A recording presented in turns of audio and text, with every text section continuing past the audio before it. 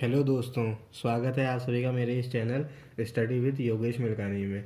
तो हमारी जो क्विक रिवीजन की सीरीज चल रही है उसमें हमारा चैप्टर चल रहा था linear equations with two variable, जिसका हमने जो है ग्राफिकल मेथड से सॉल्यूशन निकालना सीख लिया था। अब हम बढ़ते हैं अपने टॉपिक की ओर, जिसमें हमें एल्जेब्राइकली मेथड से हमें क्या निकालना है, linear equation in two variables के सॉल्यूशन निकालने हैं।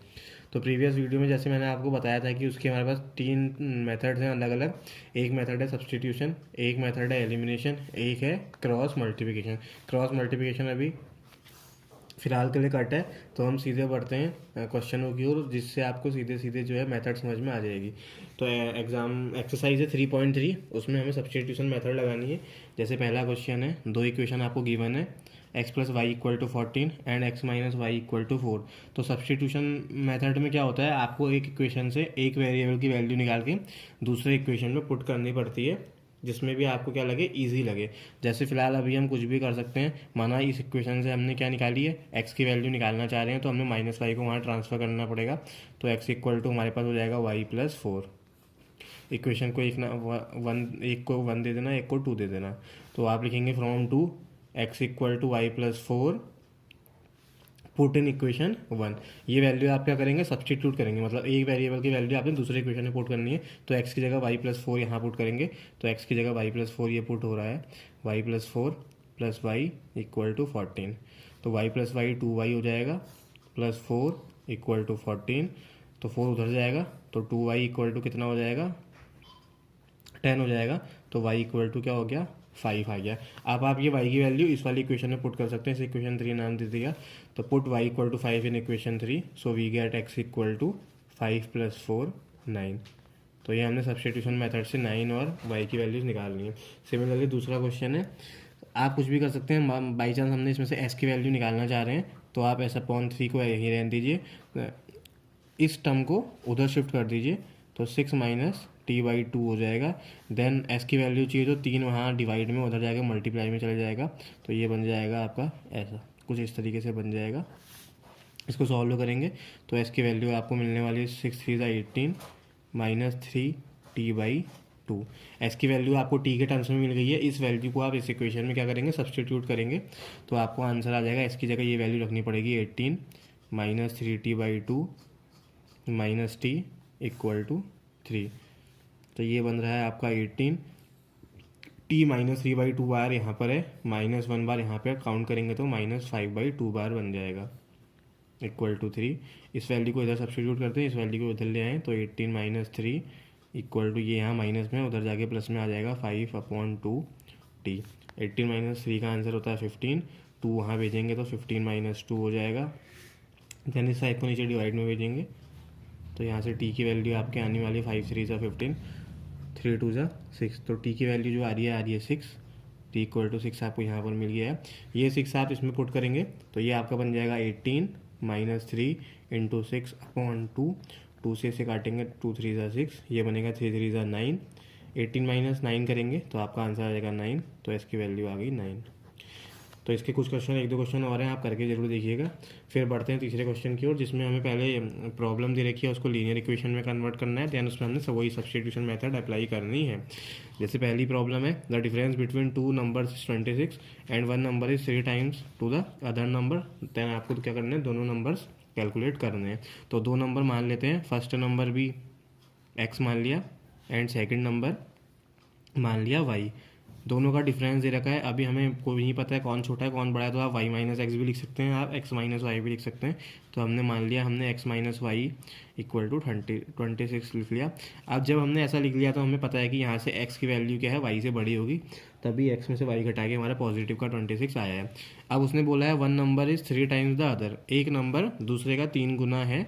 तो हमें पता है बड़ा वाला नंबर x है, तो यही क्या होगा, दूसरे का 3 टाइम्स होगा, बिकॉज यही बड़ा है। अब वही आपको सब्सटीट्यूशन लगाने हैं। दो इक्वेशन आ गई हैं, putting x equal to 3y in equation 1 कर दीजिएगा। x की वैल्यू 3y यहाँ पे पुट करेंगे, तो ये 3y minus y equal to 26 हो जाएगा।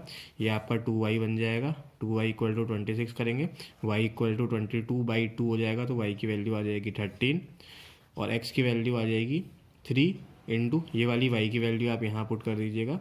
तो ये आ गई x की वैल्यू 13 3 ज़ा 39। तो एक्स और वाई ये दो नंबर आपको इस तरीके से क्या हो गए हैं, मिल चुके हैं कि एक्स की वैल्यू 39 है, जो बड़ा नंबर है 39 है और छोटा नंबर है 13। अब हम बढ़ते हैं अपने नेक्स्ट क्वेश्चन की ओर, जो है बी। बी में लिखा है the larger of to supplementary angles exceed the smaller by 18 degree. दो सप्लीमेंट्री एंगल है जिसमें बड़ा वाला क्या है, छोटे वाले से 18 डिग्री से आगे है। तो आपको क्या करना है, वो दोनों नंबर्स को क्या करना है, फाइंड आउट करना है। तो हम क्या मान लेंगे, let larger number be larger, angle को हम मान लेंगे एक्स डिग्री, स्मॉलर को मान लेंगे हम वाई डिग्री। अब हमें पता है सप्लीमेंट्री की कंडीशन होती है कि सप्लीमेंट्री एंगल वो एंगल होते हैं जिनको ऐड करने पर हमें 180 डिग्री मिल जाता है। तो दो एंगल सप्लीमेंट्री हैं, तो मतलब एक्स प्लस वाई का जो आंसर होगा वो कितना आ रहा होगा, 180 आ रहा होगा। दूसरी बात, अभी इसने बोला है कि जो बड़ा वाला एंगल है वो छोटे वाले से 18 डिग्री बड़ा है, तो हम मान के चलते हैं कि एक्स एंगल को हमने पहले ही हमने बड़ा माना है। तो दूसरी इक्वेशन बनेगी कि एक्स में से वाई घटाएंगे तो हमें 18 मिल जाएगा। अब वही आपको क्या लगानी है इसमें, एलिमिनेशन या सब्स्टिट्यूशन मेथड लगानी है अभी। तो आप क्या करिए, सेकंड इक्वेशन से एक वैल्यू निकाल दीजिए। जैसे सेकंड इक्वेशन से अगर मैं एक्स की वैल्यू निकालना चाहूँगा तो एक्स इक्वल टू, ये माइनस वाई है, उधर जाके प्लस वाई बन जाएगा। तो ये आपका 18 प्लस वाई हो जाएगा। इस वैल्यू का ऊपर वाली इक्वेशन में सब्स्टिट्यूट करेंगे तो ऊपर वाली इक्वेशन बन जाएगी आपकी एक्स की जगह 18 प्लस वाई, पीछे से प्लस वाई इक्वल टू 180। ये बन गया आपका 2y, माइनस 18 उधर जाएगा तो आपका आंसर हो जाएगा 180 माइनस 18। तो आपका आंसर बनने वाला है 162। 2y इक्वल टू, तो यहाँ से 2 से डिवाइड मारेंगे तो 2 8 जा 16, y की वैल्यू आ गई 81। तो x की वैल्यू कैसे निकलनी है, 18 में y की वैल्यू ऐड करके y की वैल्यू 81 आप निकाल चुके हैं। तो ये आपका आंसर बनना है 99। तो दो एंगल जिसमें लार्जर एंगल है 99 डिग्री, स्मॉलर एंगल है 81 डिग्री। तो इस तरीके से आपका हो गया है। अब मैं खाली आपको प्रॉब्लम्स को इक्वेशन की फॉर्म में कन्वर्ट कर देता हूँ, फिर आप क्या करेगा, वन बाय वन उसको सॉल्व करिएगा। जैसे तीसरा क्वेश्चन है, इसका सी पार्ट है। एक कोच है, the coach of a cricket team by 7 bat. उसने 7 क्या खरीदे हैं, बैट खरीदे हैं। 6 बॉल्स खरीदी हैं, कितने पे खरीदी हैं, 3800 पे खरीदी हैं। तो उसने थोड़े दिनों बाद फिर से 3 बैट खरीदे हैं, 5 बॉल खरीदी हैं, 1750 की खरीदी है। तो आपको निकालना है कि एक बैट का और एक बॉल का प्राइस क्या होगा। तो आप बैट को मान लीजिए कि बैट का प्राइस एक्स रुपीज़ है और बॉल का प्राइस वाई रुपीज़ है। तो आपकी इक्वेशन बन जाएगी 7x plus 6y equal to 3800, 3x plus 5y equal to 7050। आप दोनों में से किसी भी एक इक्वेशन से या तो x की वैल्यू निकाल दीजिए या y की वैल्यू निकाल दीजिए। एक इक्वेशन से निकाल के दूसरे में पुट करेंगे। मान लिया यहाँ से कोई x की वैल्यू निकालना चाहता है तो ये हो जाएगा 3x equal to 750 minus 5y, फिर x की वैल्यू हो जाएगी 3, वहाँ डिवाइड में चले जाएगा तो 1/3 750 माइनस 5y। अब आप x की ये वाली वैल्यू को ऊपर वाली इक्वेशन में पुट करेंगे तो पूरी इक्वेशन आपकी y में कन्वर्ट हो जाएगी। तो देन वहाँ से आपका सॉल्व करके y का आंसर आ जाएगा। और y का जो आंसर आ रहा है वो कितना आ रहा है, 50 रुपीज़ आ रहा है। y का आंसर आ रहा है 50। देन उस y की वैल्यू को आप इसमें सब्सटीट्यूट करेंगे तो आपको x भी मिल जाएगा 500।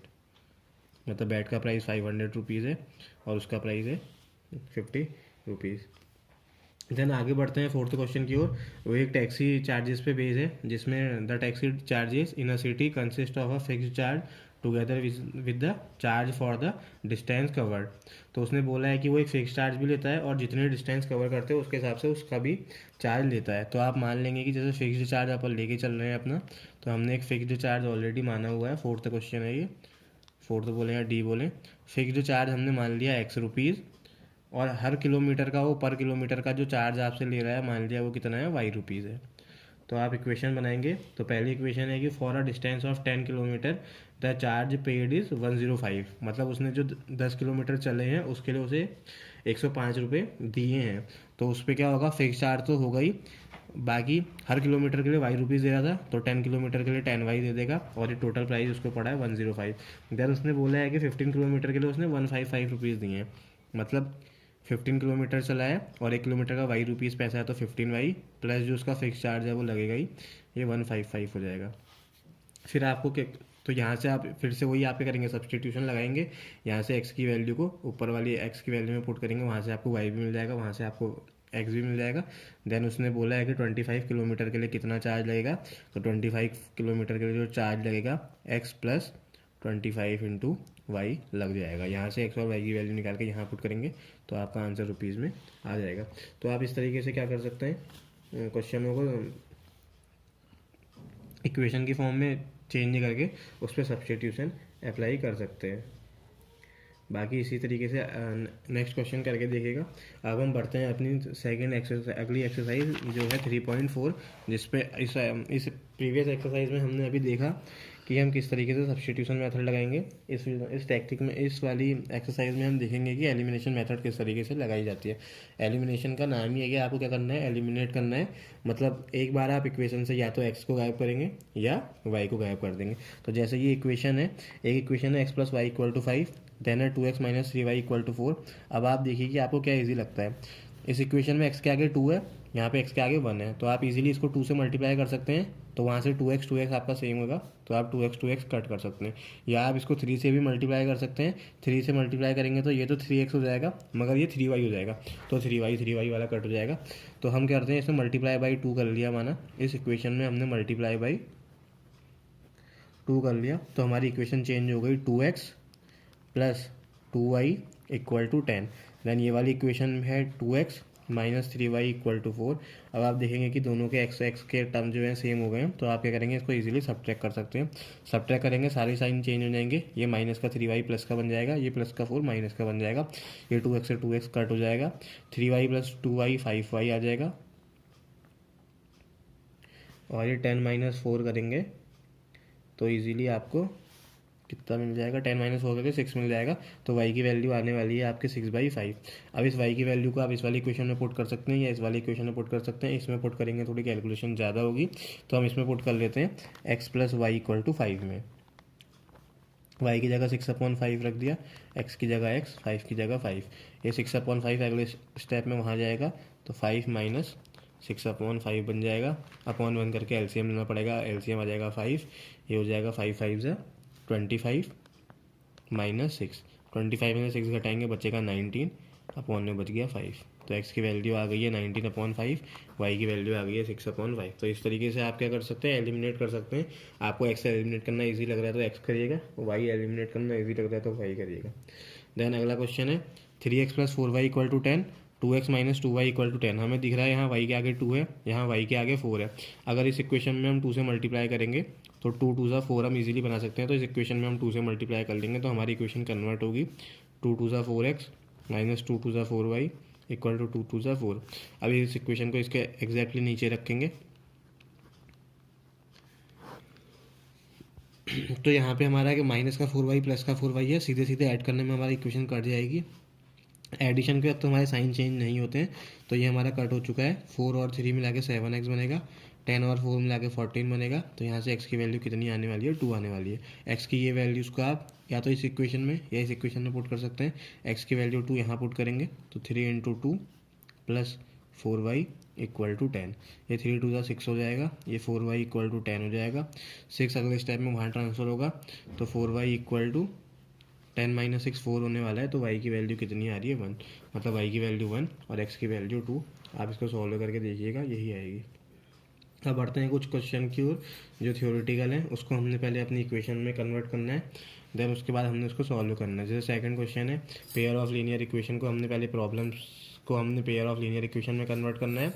देन अगर उनका सॉल्यूशन एग्जिस्ट कर रहा है तो आपको एलिमिनेशन मेथड लगानी है। फर्स्ट क्वेश्चन है if we add 1 to the numerator and subtract 1 from the denominator, a fraction reduces to 1 or it becomes half if we only add 1 to the denominator. What is the fraction? तो fraction क्या है, तो जो second question है उस पर आप assume करेंगे let the fraction be, let the fraction be a upon b मान लिया।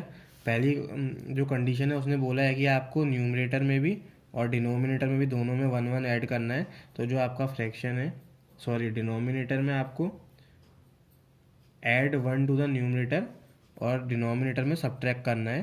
तो सब्ट्रैक्ट करने के बाद आपका जो चेंज हो जा रहा है वो आपका फ्रैक्शन 1 बन जा रहा है। अब आप क्रॉस मल्टीप्लाई करके अपना वो करें, यहाँ तो कुछ नहीं है तो अपॉन 1 कर देंगे, a+1 का 1 से मल्टीप्लाई a+1 ही आएगा और यहाँ आएगा b-1, ट्रांसफ़र करेगा, b यहाँ आएगा माइनस b हो जाएगा, ये 1 वहाँ जाएगा माइनस का 2 हो जाएगा।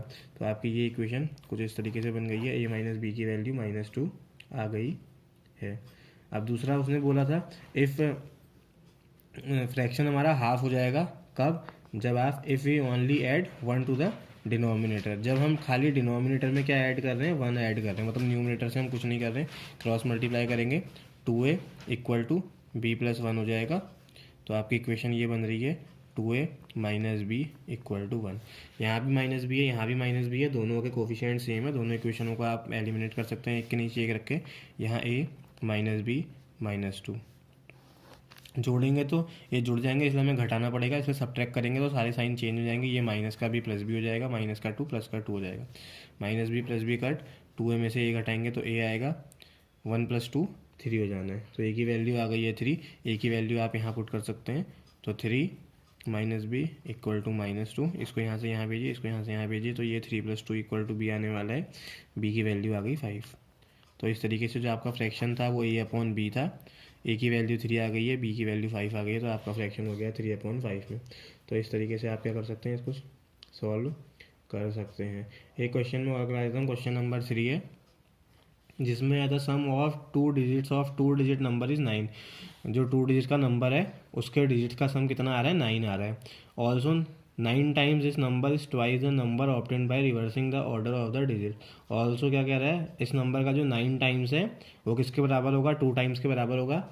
कब, जब हम क्या करेंगे, उसका ऑर्डर रिवर्स कर लेंगे। तो कोई भी नंबर होता है 2 डिजिट का, तो उसमें एक वंस प्लेस होता है और उसमें क्या होता है, टेंस प्लेस होता है।